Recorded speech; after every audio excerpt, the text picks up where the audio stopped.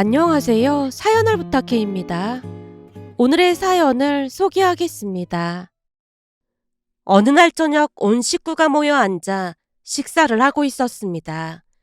잡곡밥에 나물 반찬들이 정갈이 놓여 있었고 식사를 하던 고모가 숟가락을 내려놓으며 동생을 향해 물었어요. 진영아, 상견례 장소는 잘 예약한 거니? 네, 고모가 추천해주신 그 한정식 집으로 예약했어요. 거기가 조용하고 음식도 아주 잘 나와서 괜찮을 거야. 후기 꼼꼼히 살펴보니까 다들 괜찮았다고 하더라고요. 동생의 얼굴에 금세 환한 미소가 번졌습니다. 그 미소를 바라보던 고모가 잠시 뜸을 들이다 다시 물었어요. 그리고 보라네 부모님께 우리 가족 얘기는 했는지 확인해봤어? 그럼요. 이미 다 말했으니까 걱정하지 말라고 하더라고요. 그래?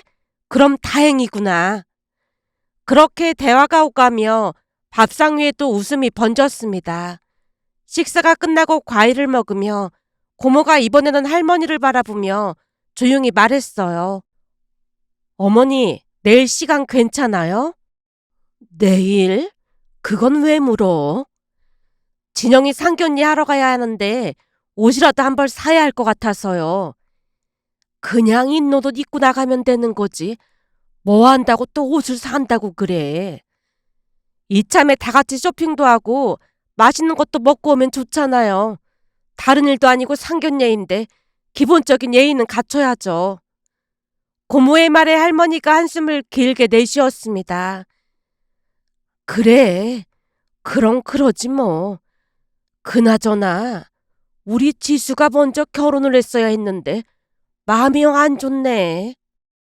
할머니의 목소리에 짙은 아쉬움이 실려 있었기에 제가 애써 밝은 미소를 지으며 말했습니다. 할머니, 나는 평생 할머니랑 고모랑 살 거라고 했잖아. 할머니가 고개를 절레절레 저으며 손을 내저었어요. 말도 안 되는 소리 하지 말고 좋은 짝 만나서 얼른 결혼할 생각해. 네 고모 혼자 저렇게 사는 것만 봐도 골치 아프니까. 거기서 왜 또 제 얘기가 나와요? 고모가 작은 목소리로 투덜거렸지만 할머니가 아랑곳하지 않고 고모를 똑바로 바라봤습니다. 그러게 내가 한 살이라도 젊을 때 좋은 사람 찾아보라고 했더니 지지리도 말을 안 듣더니만 평생 혼자 살게 생겼잖아. 할머니의 목소리에 고모를 향한 걱정이 고스란히 담겨 있었지만 고모가 한쪽 입꼬리만 살짝 올리며 태평하게 대답했어요. 어머니가 계신데 제가 왜 혼자예요? 우리 둘이 평생 같이 살면 되죠. 그 대답에 할머니가 씁쓸한 웃음을 띠며 다시 한숨을 내쉬었어요. 내가 천년만년 살 것도 아닌데 저 세상 가고 나면 너 혼자 살아야 할 거 아니야. 내가 그 생각만 하면 잠이 안 온다니까. 할머니 목소리가 떨리는 듯 했기에 분위기를 바꾸려 제가 말을 꺼냈어요. 할머니, 고모 곁에 내가 있을 거니까 아무 걱정하지 말라니까. 말을 마치고 할머니를 향해 장난스럽게 웃어 보였는데 할머니가 고개를 저으며 다시 긴 한숨을 내쉬었습니다. 이놈의 집구석에 저주가 걸린 게 분명하다니까. 어머니, 그렇다고 무슨 저주라는 말까지 하고 그러세요. 지금 내가 안 그러게 생겼어. 여자들 팔자가 하나같이 혼자 사는 팔자인 것 같으니까 하는 말이잖아. 그러지 말고 지수 너는 결혼정보회사 그런 곳에 가입이라도 해서 좀 알아보는 게 어떨까? 내 친구한테 들어보니까 이번에 손녀가 거기 가입해서 곧 결혼한다고 하더라고. 할머니, 내가 알아서 할게. 옌병알, 네가 앵무새야? 그놈의 알아서 한다는 말만 반복하고 앉았어. 그래서 언제 알아서 할 건데? 이 할미 저승 가면 알아서 하게? 할머니는 무슨 말을 그렇게 하고 그래. 저세상이라든지 저승이라든지 제발 그런 얘기 좀 하지 마. 할머니 없으면 고모랑 나는 어떻게 살라고 그래? 그리고 진영이 결혼하면 그 옌병할 젠장 그런 말 절대 쓰면 안 될 것 같아. 우리 아무렇지도 않지만 저번에 보니까 예비올케는 엄청 고지식해 보이더라고. 그러니까 예비올케 앞에서는 꼭 참아야 해. 제가 할머니 등을 토닥이고 있었는데요. 여전히 불만 가득한 표정으로 할머니가 중얼거리셨어요. 잘하는 짓이다. 아주 잘하는 짓이야. 할머니 얼굴에는 여전히 짙은 먹구름이 드리워져 있었습니다.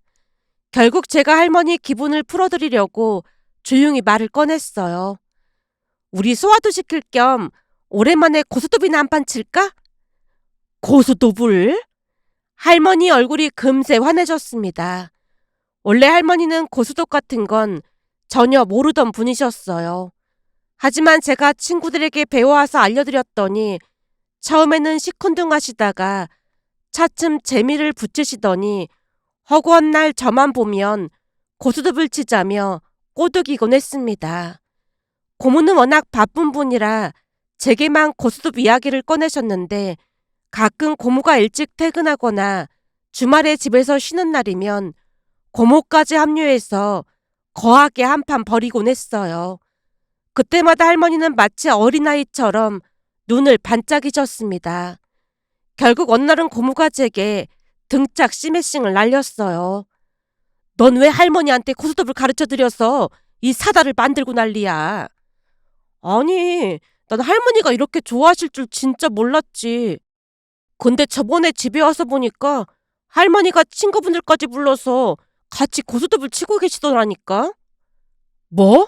친구분들까지? 할머니 친구분들 다들 고스톱 못 치실 텐데. 그분들도 할머니가 알려주신 모양이야. 와서 보니까 옆에 짜장면 그릇이 쌓여있고 난리도 아니더라니까. 내가 진짜 미친다 미쳐.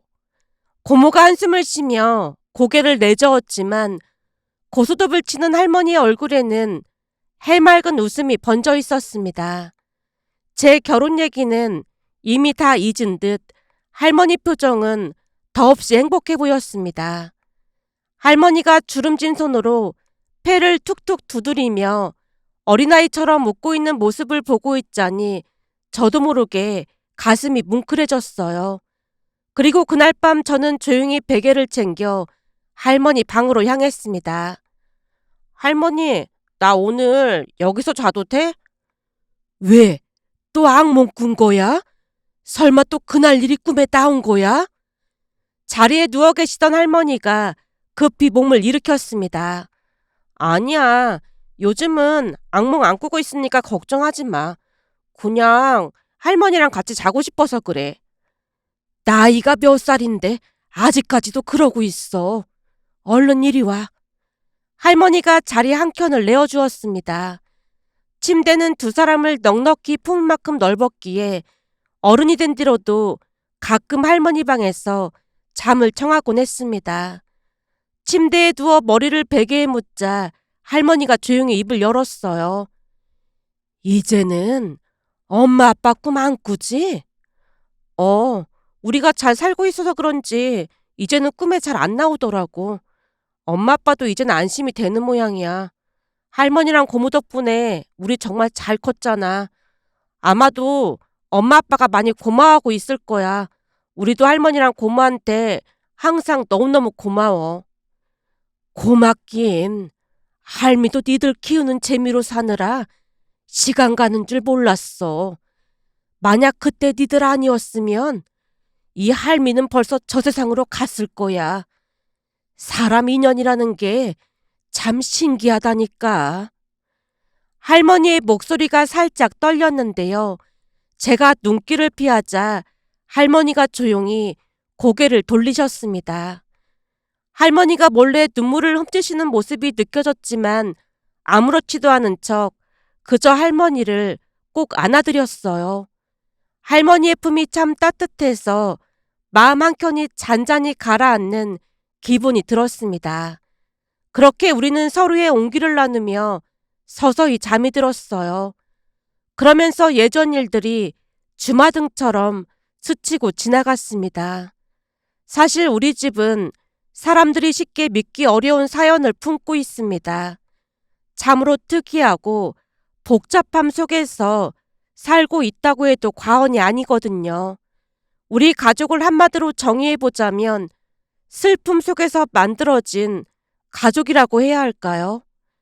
모두가 크고 작은 상처를 품고 있었지만 그 중에서도 고모의 인생은 유난히도 기구하기만 했습니다. 그 모든 일의 시작은 어느 날 고모부가 갑작스런 사고로 세상을 떠나면서 시작됐습니다. 고모와 고모부는 늦은 나이에 결혼을 하셨고 자식이 없었어요. 고모부는 외아들이었는데 고모부 부모님은 평생 아들 뒷바라지만 하셨던 분들이었습니다. 늦게나마 아들이 좋은 짝을 만나 결혼한 것을 보고 마음을 놓으셨던 찰나 갑작스런 사고로 고모부가 세상을 떠났으니 두 분 심정이 어땠을지 감히 짐작조차 되지 않네요. 그 일은 두 분에게 어마어마한 상처를 남겼고 결국 두 분 모두 병석에 눕고 말았답니다. 문제는 그 충격 때문이었는지 얼마 지나지 않아 고모부의 아버지께서도 심장마비로 세상을 떠나셨다네요. 그 후 남편을 떠나보낸 고모부의 어머니는 식음을 전폐했고 혼자 두면 안 될 것 같아서 고모가 당분간 모시고 함께 살기로 했다네요. 그때 당시 고모 또한 마음이 얼마나 무너졌을까요? 나중에야 들었지만 고모도 죽지 못해 살았다는 말을 한 적이 있었으니까요. 그 후로 한 집에 살며 고모는 시어머니, 그러니까 할머니 곁을 한시도 떠나지 않았답니다. 일도 그만두고 오직 할머니를 돌보는데 모든 걸 쏟아부었다고 했으니까요. 하지만 운명의 장난은 거기서 끝나지 않았습니다. 어느 날 외갓집에 갔다 돌아오던 중 우리 가족이 타고 있던 차가 사고를 당했고 그 사고로 우리 부모님이 세상을 떠나셨습니다. 한마디로 고모는 하루아침에 남편과 시아버지 그리고 오빠 부부까지 모두를 떠나보내며 어마어마한 충격을 받을 수밖에 없었고 도무지 믿기 어려운 일 앞에서 무너져 내렸다고 했는데요. 하늘이 고모에게 큰 벌을 주는 것처럼 느껴지기까지 했다네요. 부모님의 장례식이 끝나갈 무렵 우리 남매의 거취를 두고 외가 쪽에서 언성이 높아졌는데 다투는 소리가 거칠어지자 결국 고모가 단호히 소리쳤습니다. 제가 데리고 갈 거니까 그만 좀 하세요. 그렇게 고모는 우리 남매를 데리고 집으로 향했습니다. 상상조차 하기 어려울 만큼 특이하게 얽힌 우리 가족이 탄생한 순간이었어요. 고모 집에서 처음 마주한 할머니는 여전히 슬픔에 잠겨 계셨지만 우리와 함께 살기 시작한 뒤로는 오히려 할머니의 건강이 조금씩 좋아지셨습니다. 고모 집으로 옮겨가 한 달쯤이 지났을 무렵 고모가 할머니께 조심스레 말을 꺼냈어요. 어머님, 우리도 먹고 살아야 하니까 저는 돈을 벌러 나가야 할 것 같아요. 그러니까 어머님이 진영이랑 지수를 좀 돌봐주셨으면 좋겠어요. 나보고 애들을 돌보라고? 지금으로서는 방법이 없잖아요. 낮에는 애들이 학교 가니까 집에 돌아오면 어머님이 좀 챙겨주세요. 저도 일 끝나면 바로바로 올게요. 할머니가 우리를 말없이 한참 바라보다가 억지로 고개를 끄덕이셨고 그날 이후 할머니는 우리를 정성껏 돌봐주셨습니다. 고모는 집안의 가장이 되어 저녁 늦게야 집에 들어왔거든요. 그 사이 할머니가 우리 학교 일까지 다 챙겨주셨는데요. 언제나 깔끔하고 우아한 모습으로 학부모 상담에 참석하시기도 했어요. 할머니는 경기 여고를 나오시고 연세대에서 음악을 전공하신 분이셨습니다. 게다가 할아버지와 함께 미국 유학도 다녀오셨다고 했는데요. 어느 날은 한 친구 엄마가 영어로 할머니 험담을 하다가 크게 혼이 난 적도 있었습니다. 할머니가 능숙한 영어로 단숨에 응징하셨거든요. 그날 이후로 친구 엄마들은 우리에게 함부로 대하지 않았고 오히려 할머니와 친해지려고 애쓰곤 했습니다. 할머니가 집에서 이중 언어를 사용했기에 시간이 지날수록 우리도 자연스레 영어를 할 수 있게 되었는데요. 그런 부분이 친구 엄마들에게 크게 작용한 모양으로 모임에 할머니를 초대해서 교육 관련 조언을 듣기도 했습니다. 그때 할머니는 우리 남매를 돌보며 바쁘게 사셨는데요. 최근 들어 할머니는 늘 같은 말을 반복하셨어요. 그때 니들을 데리고 온 게 신의 한 수였어.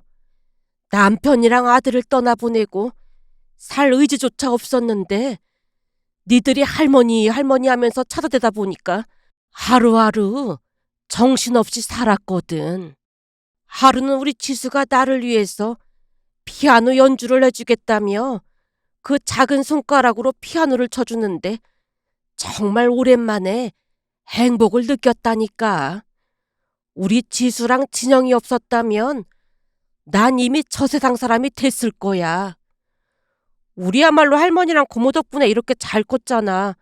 악몽 꿀 때마다 할머니가 꼭 안아줘서 견딜 수 있었어. 눈시울이 붉어진 채 할머니 팔에 매달렸는데요.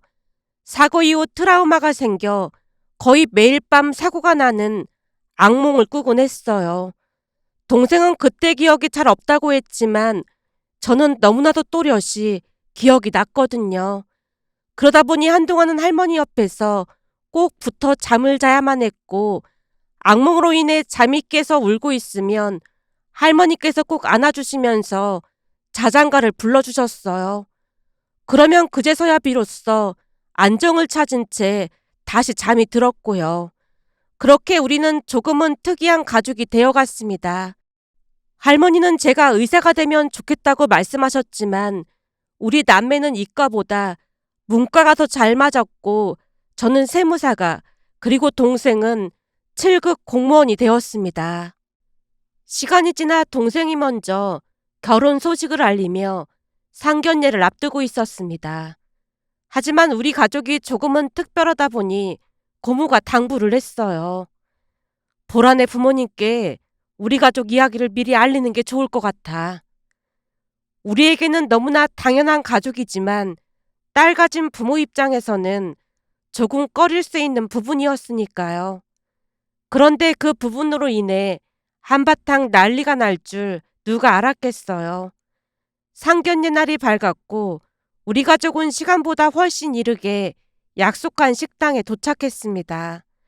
잠시 후 동생의 여자친구 보란의 가족들이 들어왔어요. 문이 열리고 낯선 기운이 스며들었는데요. 서먹한 가운데 인사를 나누었고 자리에 앉자마자 보라의 어머니가 눈길을 주며 말을 꺼냈습니다. 우리 보라한테 들어보니까 어머님이 아니시고 고모님이시라면서요? 아, 네. 제가 고모 봤습니다. 고모가 차분히 고개를 끄덕였어요. 그 순간 보라 어머니가 쓴웃음을 지으며 말을 이어갔습니다. 거기다가 할머님도 친할머님이 아니시라고 하던데 몇 번을 생각해봐도 너무 복잡해서 머리가 아프네요. 두 분이 키워주신 건 참 감사하긴 한데 그게 우리 보라랑은 아무 상관도 없는 일 아닌가요? 근데 우리 보라가 고생할 생각을 하니까 요즘 잠이 안 오지 뭡니까? 그렇게 된 사연도 다 듣긴 했지만 앞으로 우리 보라가 고생할 생각을 하면 부모로서 눈앞이 깜깜하기만 하네요. 고모가 허리를 곧게 펴고 조용히 입을 뗐어요. 무슨 말씀을 하시는 건지 잘 알겠습니다. 하지만 진영이랑 보라가 결혼하고 나면 신경 쓸 일은 하나도 없을 겁니다. 그러니까 전혀 걱정하실 필요 없습니다. 보라 어머니가 고개를 저으며 비수를 꽂듯 말했습니다. 두 분이 진영이를 키워주신 건데 그게 가당키나 하겠어요. 지금이야 그렇게 말씀하시겠지만 결혼해서 살다 보면 무슨 일이 있을 때마다 진영이랑 우리 딸을 찾지 않겠어요? 고모가 숨을 고르며 단정히 대답했습니다.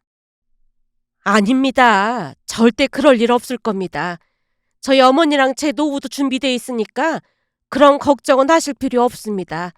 그건 제가 약속드리겠습니다. 보라 어머니가 물잔을 가만히 손끝으로 굴리며 다시 말을 이어갔어요. 우리 딸이 순하고 여린 아이라 그 복잡함을 견딜 수 있을지 모르겠어요. 이런 말씀 드리기 좀 그렇지만 사실 어제까지도 우리는 결혼을 반대했습니다. 물론 지금도 결혼을 반대하고 있고요. 평범한 집하고 결혼을 해도 살다 보면 다툼도 있고 어려움이 있기 마련인데 앞으로 우리 딸 앞날이 너무 깜깜하잖아요. 사실 약속한 거라 나오긴 했지만 보라도 오늘 아침까지 마음이 흔들린다고 하니까 오늘은 그냥 식사만 하고 결혼 얘기는 나중에 했으면 좋겠습니다. 결혼이라는 게 확신을 갖고 해도 사내 만에 할 수도 있는 건데 이런 마음으로는 아닌 것 같아서요. 그 말에 우리 가족은 순간 정적에 잠겼습니다. 보라 어머니의 말투에는 우리를 깔보는 기운이 스며 있었는데요. 시종일관 우리 가족을 훑어보며 자신들이 더 우위에 있다고 믿는 듯한 표정이었어요. 결국 고모가 조용히 입을 열었습니다. 그럼 결혼은 없던 일로 하자는 겁니까? 보라 어머니가 잠시 머뭇거리다 대답했습니다. 우리 보라 마음이 왔다 갔다 하고 있긴 한데 어제는 저보고 자신이 없다고 하더라고요. 그 말에 고모 얼굴이 굳어졌습니다. 그럼 오늘 약속을 취소하시지 굳이 왜 나오셨을까요? 그 목소리에는 서늘한 기운이 감돌았는데요. 보라 어머니가 어이없다는 듯 웃으며 다시 빗술을 꽂았습니다. 오늘은 사전에 약속이 된 거니까 나왔습니다. 그게 예의니까요. 그리고 이런 자리에서 헤어지라고 해야 진영이도 그렇고 우리 딸도 그렇고 마음을 정리할 수 있을 것 같아서요.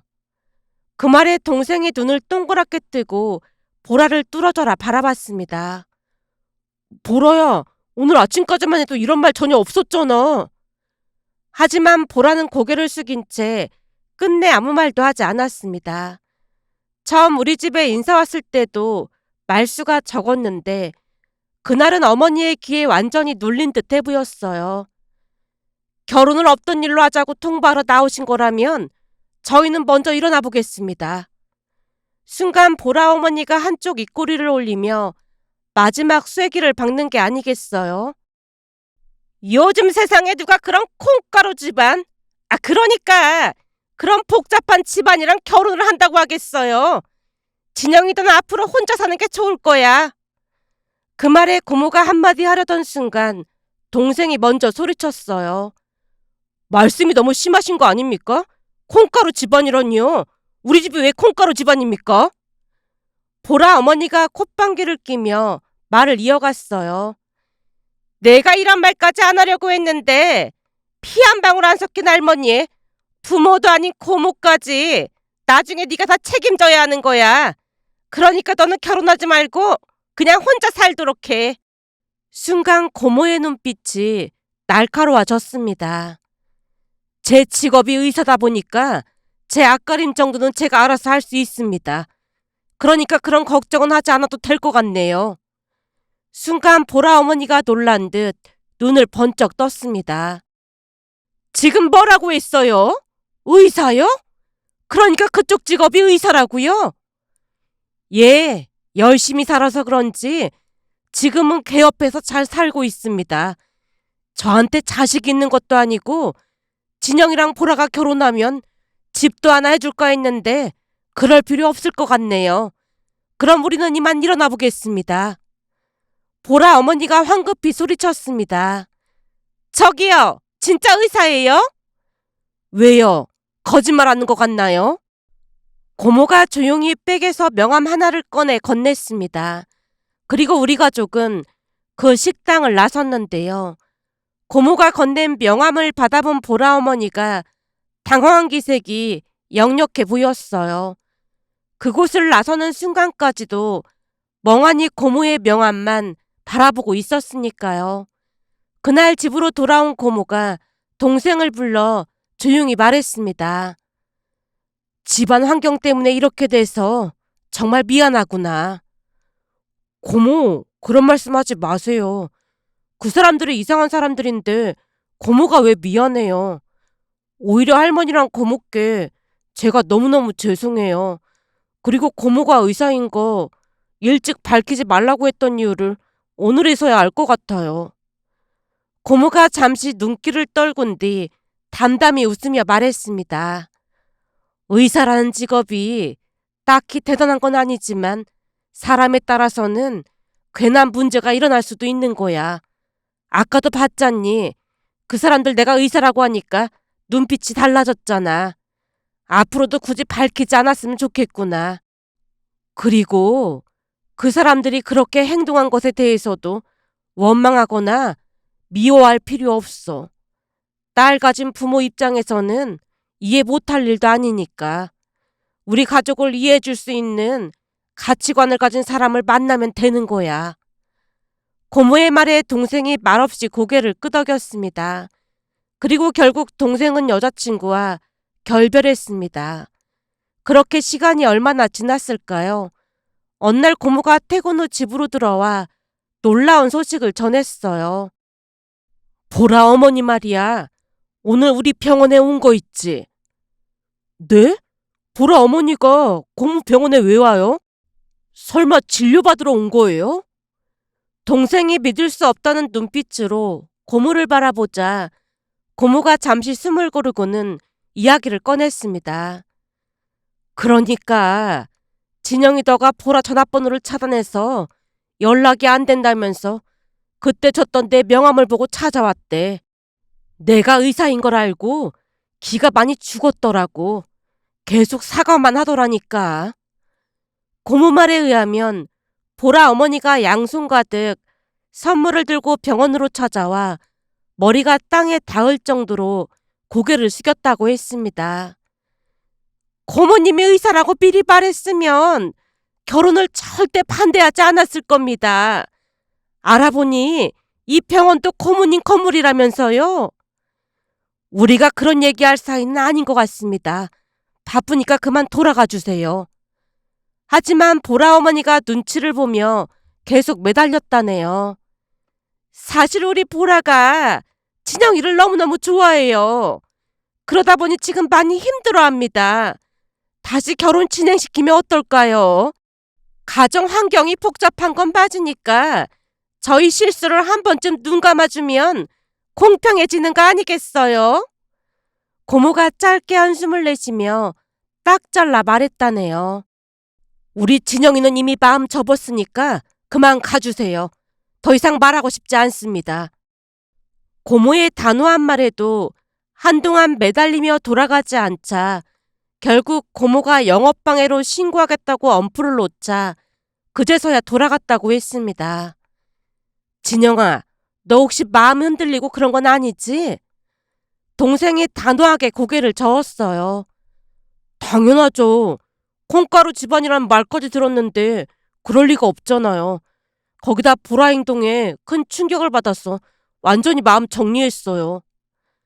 그 이후에도 보라 어머니가 몇 번 더 병원을 찾아와 사과를 했지만 고모는 들은 척도 하지 않았다고 했습니다. 그리고 우리 가족은 다시 평온한 하루하루를 보내게 되었어요.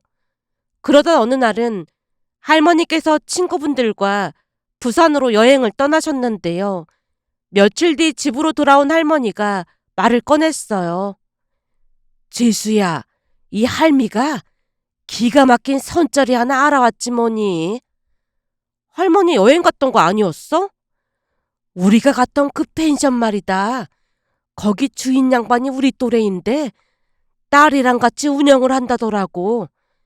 나이도 비슷해서 이런저런 얘기를 하다가 그이까지 않게 고스톱을 쳤는데 말이야. 들어보니까 그 집 손자가 그 반도체 만드는 대기업에 다닌다는 거야. 그래서 나도 손녀가 있다고 하면서 살짝 맞선 얘기를 꺼냈거든. 어이가 없어서 웃음이 터져 나왔습니다. 아니 무슨 고스톱을 치면서 그런 얘기를 해. 뭔가 좀 이상한 상황 아니야? 할머니가 손을 내저으며 단호히 말했어요. 원래 일이 잘 되려면 모든 게 물 흐르듯 자연스럽게 이루어지기 마련인 거야. 그 집 손자 얼굴도 사진으로 봤는데 아주 잘생겼더라니까. 거기다 손자가 아주 착하대. 그럼 된 거 아니겠어? 할머니, 그냥 사양할게. 고스톱 치면서 중매는 좀 아닌 것 같아.